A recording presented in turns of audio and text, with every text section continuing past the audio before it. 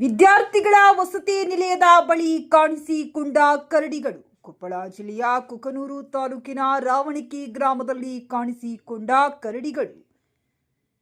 ಇಂದಿರಾ ಗಾಂಧಿ ವಸತಿ ನಿಲಯದ ಬಳಿ ಕಾಣಿಸಿಕೊಂಡ ಕರಡಿಗಳು. ಕರಡಿ ತಿರುಗಾಟದಿಂದ ಭಯಭೀತರಾದ ವಿದ್ಯಾರ್ಥಿಗಳು.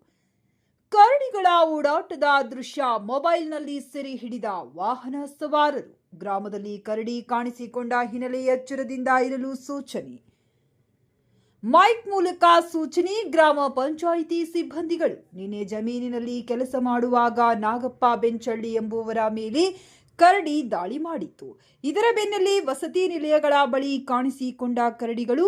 ಕರಡಿಯನ್ನ ಹಿಡಿದು ಅರಣ್ಯ ಪ್ರದೇಶಕ್ಕೆ ಸಾಗಿಸುವಂತೆ ಅರಣ್ಯ ಇಲಾಖೆಗೆ ಗ್ರಾಮಸ್ಥರ ಒತ್ತಾಯ.